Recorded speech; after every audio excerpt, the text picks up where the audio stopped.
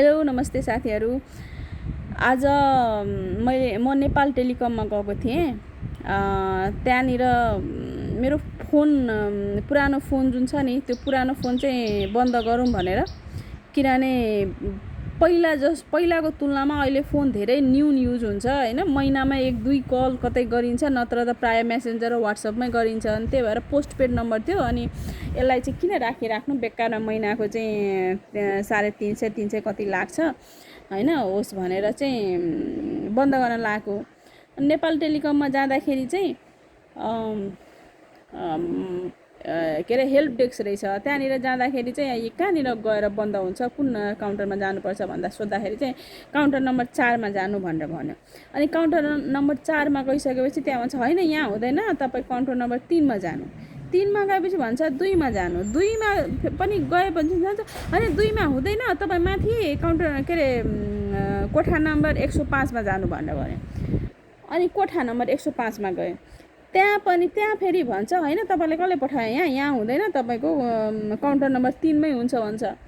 अनि मैले त्यहाँ भने काउन्टर नम्बर तपाईँ 4ले 3मा, 3ले 2मा, 2ले यहाँ 105मा पठाएको छ। तपाईँ फेरि भन्छ तलै हुन्छ, जाने चाहिँ कहाँ हो होइन तलै हुन्छ भनेर भन्यो। फेरि म तल गएँ।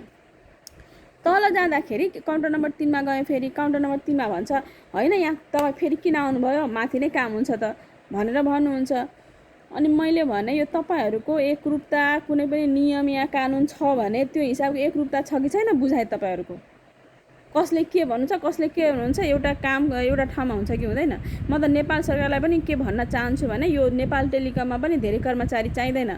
एउटा काम मतलब सबै काम त्यो म्यानेजरले नै गरे, प्रमुखले नै गरेपछि त किन चाहियो त तलको अरू बादबाँकी कर्मचारीहरू। किनभने अब त्यहाँ 3 नम्बरमा अब होइन जानु कि जानु मलाई माथि पठा, मैले म चाहिँ जान्न, तपाईँसँगै हिँड्नु भनेर। अनि होइन हामी कहाँ काउन्टर छोडेर जान मिल्छ अरे होइन, गएन। लास्टमा म चाहिँ 105मा पनि नगइकन फेरि तलमाथि नै गर्ने हो। अनि त्योभन्दा राम्रो मैले चाहिँ कार्यालय प्रमुखको कोठामा गएँ।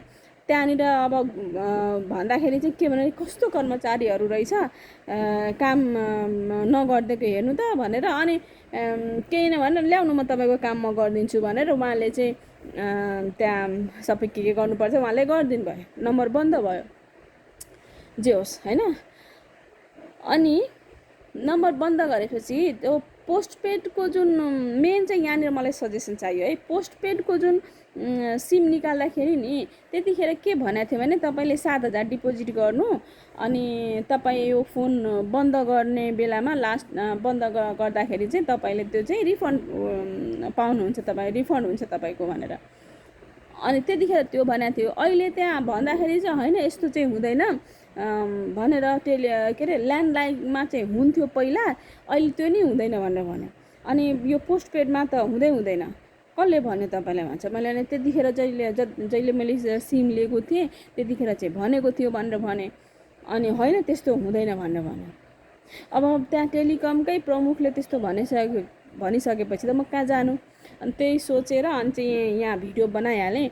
तपाईँहरूलाई कसैलाई यदि तपाईँहरूलाई यसप्रति कुनै नलेज छ यसमा होइन, यो सही हो गलत हो के हो भन्ने लाग्छ भने कृपया मलाई सजेसन दिनु होला, कमेन्ट गरिदिनु होला। त्यो हिसाबले यदि रहेछ होइन भने म फेरि त्यो टेलिकममा गएर एकचोटि कुरा गर्छु। कृपया यसमा चाहिँ कमेन्ट पक्कै गरिदिनु होला। Thank you.